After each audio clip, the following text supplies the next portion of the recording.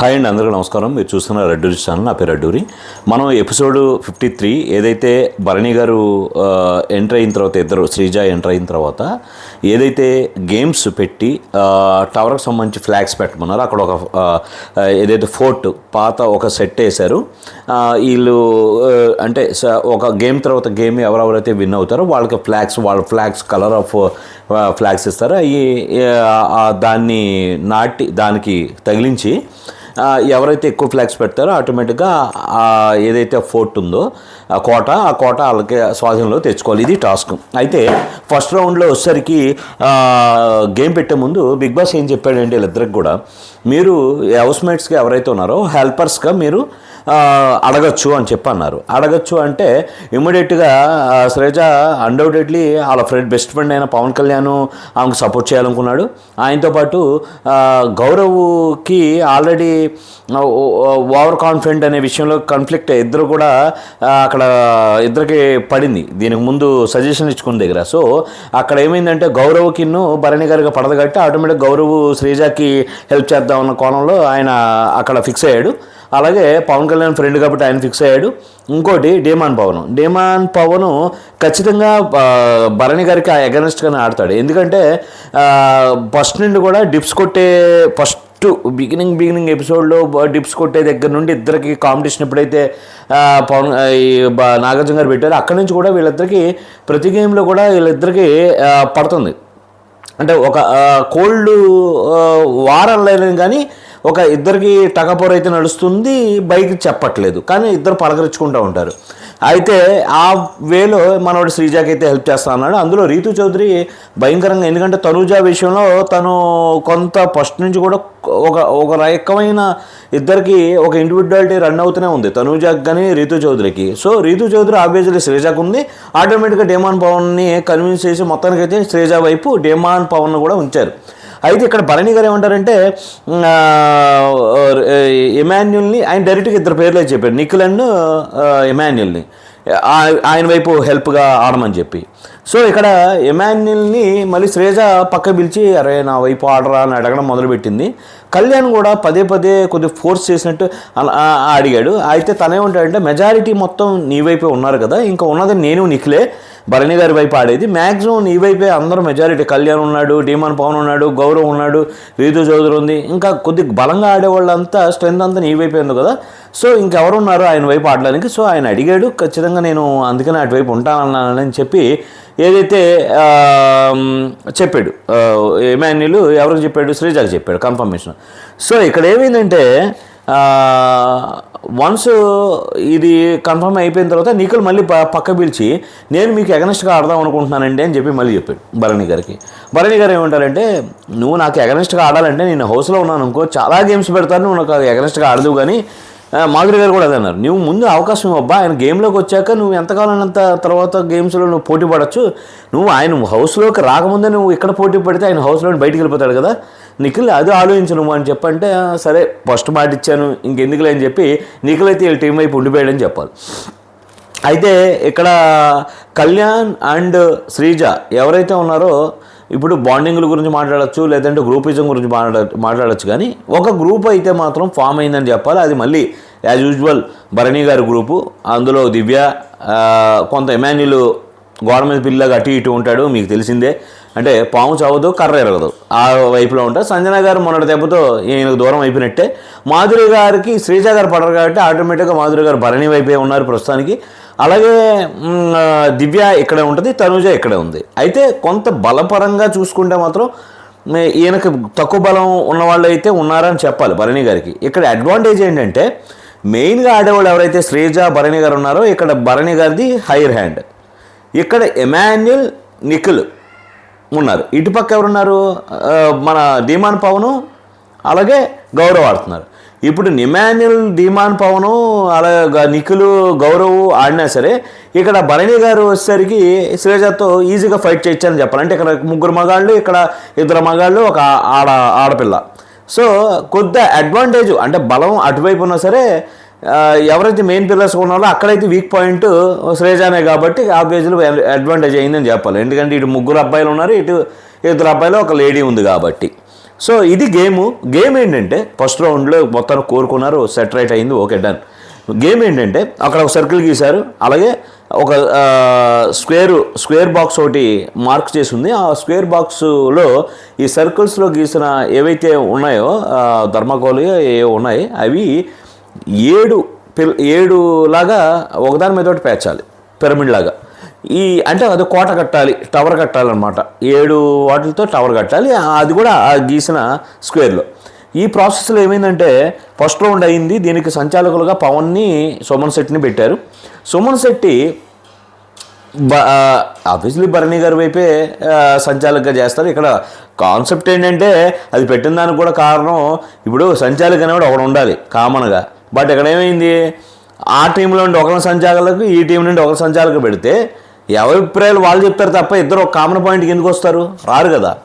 So మొత్తానికి అయితే first round game అయింది. ఫస్ట్ రౌండ్ అయిన తర్వాత ఏం జరిగిందంటే ఎవరు సర్కిల్లో స్క్వేర్లో ప్లేస్ చేయలేదు, వన్ థింగ్.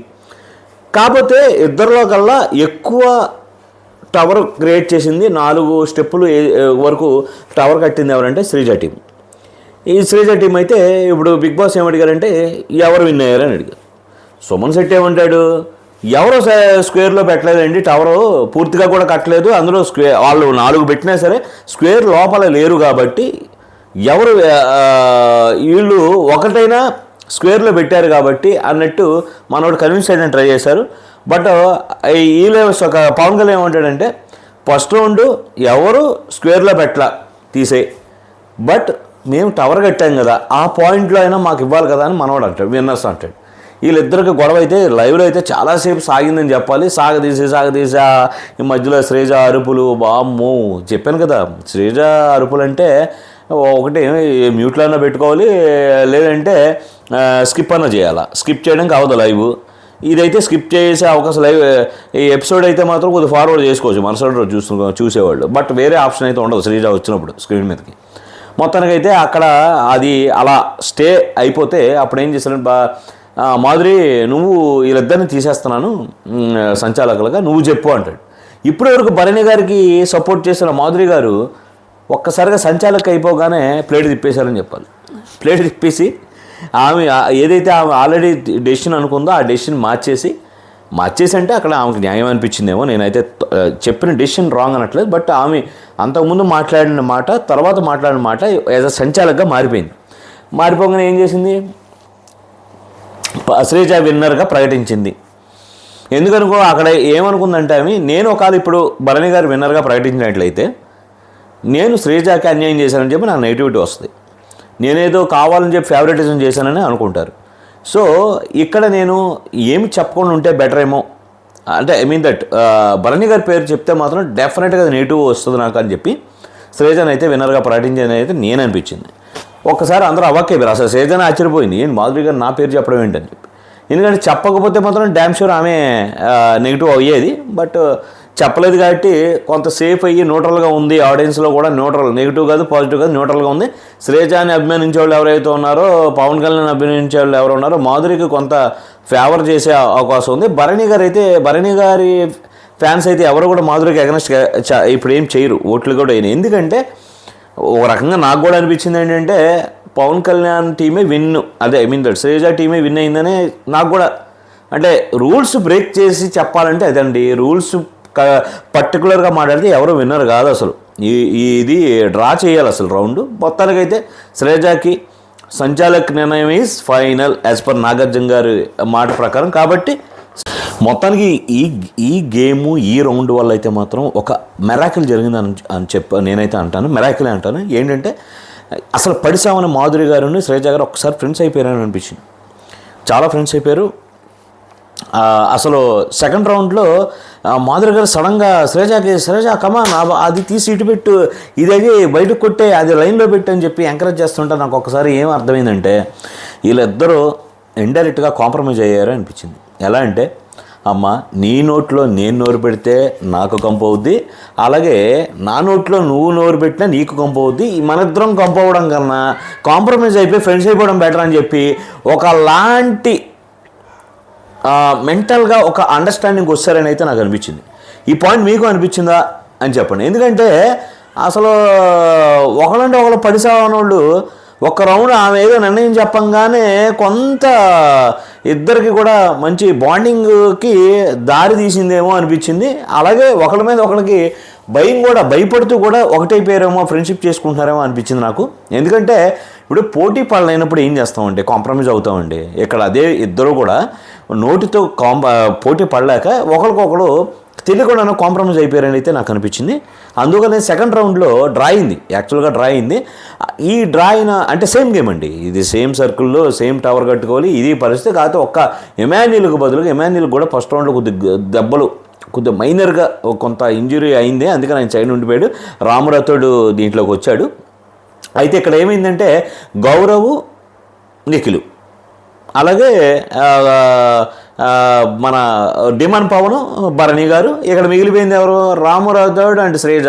సో ఒక లేడీతో ఇద్దరు ఫైట్ చేసుకోవచ్చు ఈజీగా, కానీ చాలా గట్టిగా సాగింది. ఈ దాంట్లో ఏమైందంటే ఫస్ట్ నుండి ఇక్కడ వచ్చిన పాయింట్ చెప్తానంటే భరణి గారికి, డిమాండ్ పవన్కి ఒక రకమైన వారైతే జరుగుతుంది, అంటే బలబలాలు చూపించుకునే ఇది. ఎందుకంటే భరణి గారి ఏజ్ ఎక్కడ, డిమాండ్ పవన్ ఏజ్ ఎక్కడ, అయినా సరే ఆయనతో పాటుగా డిప్స్లో కానీ, లేదంటే ఫిట్నెస్లో కానీ, లేదంటే గేమ్స్లో కానీ మనోడు టకాపోరుకి వెళ్తున్నాడు. ఇద్దరు కూడా వెళ్ళినప్పుడు డిమాండ్ పవన్ది కొంత డామినేషన్ ఉంటుంది. అంటే యంగ్ మనోడు ఏజ్ పరంగా కూడా కొద్ది అడ్వాంటేజ్ ఉంటుంది.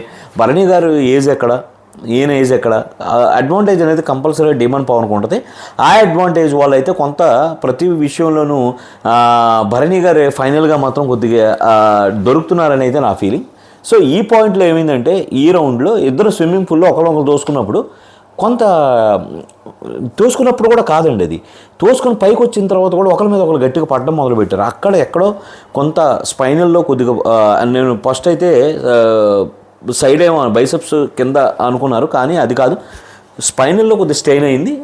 అది మైనరే, బట్ మొత్తానికైతే బయటికి తీసుకెళ్ళి తీసుకెళ్లాల్సి వద్దన్నారు. ఓకే, అంతా అయిపోయింది. మొత్తానికైతే సెకండ్ రౌండ్ అయితే మాత్రం డ్రాగా ముగిసిందని చెప్పాలి. భరణి గారు ఈ రౌండ్ తర్వాత ఆయన బయటకు వెళ్ళాల్సి వచ్చింది. ఏదో కొంత ఫన్ అయితే జరిగింది. ఏదంటే ఉల్లిపాయలు దొంగతనం చేయడం కానీ సరదాగా ఇదైతే కాసేపు ఆ ఫన్ అయితే అందరి మంచిగా జరిగింది. తర్వాత ఏమైందంటే గౌరవ్ వచ్చేసి నాకు బ్లాక్ టీ కావాలని అయితే దివ్యాని అడిగాడు. ఎందుకంటే కుకింగ్ సెక్షన్లో ఏముంది కాబట్టి నాకు బ్లాక్ టీ కావాలంటే బ్లాక్ టీ చేయడం కుదరదు అంది. ఎందుకంటే ఇస్తే పాలు ఇస్తాం, లేదంటే టీ ఇస్తాం, లేకపోతే coffee, what ever it is ఇస్తాం, కానీ మీకు స్పెషల్గా బ్లాక్ టీ చేయడం కుదరదు అని నేను ఖరాఖండిగా చెప్పడం. దానికి తోడు అంటే ఇక్కడ ఇద్దరిది ఒకటైతే కోల్డ్ వార్ నడుస్తుంది. ఇద్దరికి కూడా అంతకుముందు బాగా ఫ్రెండ్లీగా ఉండేవాళ్ళు వచ్చిన కాడి నుంచి. నేను ఒక రకంగా చెప్పానంటే ఒకలంటే ఒకరికి సంథింగ్ దివ్య గారు ఏమైనా ఇంట్రెస్ట్ చూపిస్తున్నారా అనే కొంత అనిపించిన మాట వాస్తవం ఆయన వచ్చిన వారంలో. అయితే ఎప్పుడైతే ఈ భరణి గారి విషయంలో కొద్దిగా ఆయన నెగిటివ్గా మాట్లాడాడో అప్పటి నుంచి కూడా దివ్యకి గౌరవం నచ్చట్లా. గౌరవ్కి 2-3 విషయాల్లో అదే విషయంలో ఆమె గొడవ కూడా వేసుకుంది. ఆ విషయంలో భరణి గారు అన్నా నువ్వెందుకు అడుగుతున్నావు, నేను అడుగుతాను కదా, నువ్వు అడగకూడదు నువ్వు అది అంటే, నేను నీ గురించి అడగట్లేదండి, నేను టీమ్మేట్గా ఉన్నాను కాబట్టి టీం తరఫున మాట్లాడుకున్నాను, అంతేగాని మీకు సపోర్ట్ చేస్తే నేనైతే ఆయన ఏం అడగలేదని చెప్పి అయితే ఏదో ఆన్సర్ చెప్పింది, స్కిప్ అయింది. కాకపోతే వాస్తవం చెప్పాలంటే దివ్య భరణి గారి గురించి అడగడం అయితే మొదలుపెట్టింది. అంటే ఒకళ్ళతో పుచ్చుకొని మాట్లాడడం అయితే చూస్తున్నాం మనం. అది గౌరవ్కి దివ్యకి కూడా చాలా గట్టిగా వారైందని చెప్పాలి. మాటలు అయితే మాత్రం ఈ రెండు, అందులో దివ్య చాలా అగ్రెసివ్ అయిపోయిందని చెప్పాలి. ఎందుకనో అంటే కసి తీరా ఆయన్ని కొన్ని మాటలైతే అనింది, నోరు మూసుకొని చాలా మాటలు మాట్లాడింది. కాకపోతే పాపం గౌరవ్కి లాంగ్వేజ్ ప్రాబ్లం ఒకటిను, ఇంకోటి గౌరవ్ ఏంటంటే ఆడపిల్ల అయిపోయింది, మనం ఏమైనా అగ్రెసివ్ మాట్లాడి నెగిటివ్ అవుతాం అన్న విషయంలో ఆయన కొద్దిగా తగ్గి మాట్లాడాడు. బట్ నాకెందుకో దివ్య గారిది తప్పు అనిపించింది. ఇప్పుడు డికాషన్ విషయంలో లేదంటే నువ్వు ఒకసారి డికాషన్ గౌరవ్ అడుగుతున్నాడు, మరి ఏంటి కాయొచ్చా లేదా, మరి దానికి ఏంటి వ్యవహారం అనొచ్చు, కానీ అవ్వదు అనేది ఏమి స్ట్రాంగ్గా చెప్పాలని గట్టిగా అనుకున్నట్టయితే అనిపించింది. అలాగే గౌరవ్ కూడా ఏంటంటే ఒక విషయాన్ని ఒకసారి పట్టుకున్నాడంటే 100% వదలడు, దాన్ని మాట్లాడుతూనే ఉంటాడు, ఒప్పుకోడు. అంత ఈజీగా కన్విన్స్ అయ్యే వ్యక్తి గౌరవ్ కాదు. ఎందుకంటే ఈ కంప్లైంట్స్ ఆల్రెడీ కుటుంబ సభ్యుల నుండి దీంతో పాటు కెప్టెన్సీ చేసిన సుమన్ శెట్టి కూడా అదే విషయం చెప్పాడు. అంత ఈజీగా వెండో మనిషి, ఆయన ఏదంటే అదే అంటాడు తప్ప ఎవరితో వినిపించుకోడు ఫస్ట్ ఆఫ్ ఆల్ అని చెప్పి ఇదే విషయం చాలామంది చెప్పారు. రీతు చౌదరి కానీ ఇంకా మిగతా సభ్యులు కూడా గౌరవ్ ఆయన చెప్పిందే అనుకుంటాడు తప్ప ఎదురుడోడు వెండో అని. బట్ ఎక్కడైతే మాత్రం ఈయనది కన్నా దివ్య గారిది అయితే ఎక్కువ తప్పు ఉందనేది నా ఫీలింగ్. ఎంత దివ్య గారికి నేను ఫేవర్ అయినా సరే అక్కడ తప్పు అయితే జరిగింది, తప్పే నా ఫీలింగ్లో. అది అలాగే ఇంకోటి దీంతో పాటుగా ఇటు మన ధీమాన్ పవన్ రీతూ చౌదరికి సంబంధించిన వ్యవహారం, బాబోయ్ ఇది మాత్రం డైలీ సీరియల్ కన్నా దారుణంగా ఉందని చెప్పాలి.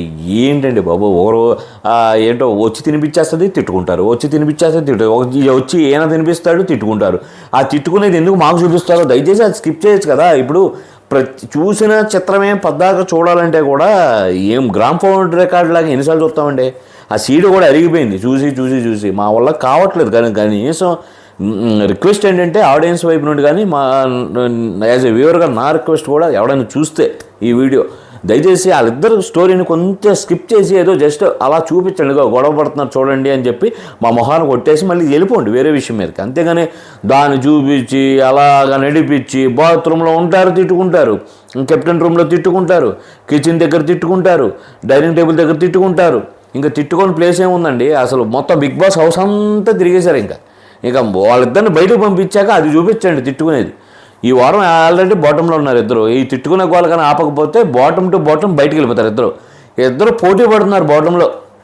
ఒక 5-6 ఓట్లతో ఎలా ఎలా ఎలా ఎలా వెళ్తున్నారు. నిన్నటి దీంట్లో కూడా చూస్తే మీ ఇద్దరే బాటంలో ఉన్నారు. సో ధీమాన్ పవన్ రీతూ చౌదరి ఈ స్టఫ్ అనేది వర్స్ట్. ఇంకో విషయం కూడా నేను అడగాలనుకుంటున్నాను ఏంటంటే, చూసే వ్యూవర్స్ దయచేసి నాకు ఒక చిన్న ఇదైతే చెప్పండి. ఈ తనూజ గారి విషయంలో తనూజ గారు పదే పదే కిచెన్లోకి వెళ్ళి ఏదైనా ఇన్ఛార్జ్ తీసుకుంటే మాత్రం రఫ్ ఆడిచ్చేస్తున్నారని చెప్పాలి. అంటే రూల్స్ ఎక్కువ టూ మచ్ రూల్స్ని ఆమె ఫాలో అవ్వమని చెప్తుందేమో అనిపిస్తుంది. అంటే వీళ్ళు కూడా అలాగేనండి. నిన్న నేను తాగిన టీ పొడి ఏది, నేను తిన్ని పంచదార ఏది, నేను నిన్న వదిలేసిన నా ఫ్రూట్ ఏది, నిన్నటి గురించి మొన్నటి గురించి నేను 3 రోజులు తాగట్లేదు కదా టీ, మరి పాలు ఏం చేస్తున్నారు రీతూ చౌదరి అంటే వాళ్ళు అడిగినప్పుడు ఏమవుతుందంటే తనూజ కోపం వచ్చేస్తుంది. వీళ్ళందరూ ఇన్ని వాటాలు వేసుకొని మాట్లాడుతున్నారు కదా, అలాంటప్పుడు నేను ఫుడ్ పెట్టేటప్పుడు లేకపోతే నేను ఫుడ్ తీసుకునేటప్పుడు లేకపోతే రైస్ వడ్డించుకునేటప్పుడు పప్పు వడ్డించుకునేటప్పుడు కూడా ఆ రూల్స్ పాటించారేంటి వీళ్ళు, నన్ను అడగరేంటి. నేను ఎందుకంటే లాస్ట్లో ఎవరైతే అందరూ తినేసిన తర్వాత లాస్ట్లో ఎవరు ఉంటారో వాళ్ళకి ఏం ఉండట్లేదు అనేది ఆ పాయింట్. ఇక్కడ ఈ పాయింట్ ఎందుకు వచ్చిందంటే దీని మీద చాలా పెద్ద కూడా జరిగింది. లాస్ట్కి సంజన గారు ఏంటంటే అన్నం తినడం కూడా అన్నం తినేసారులేండి, మొత్తం ఇంత ముద్ద తెలిసి వెళ్ళిపోయింది ఆమె అలిగేసినట్టు.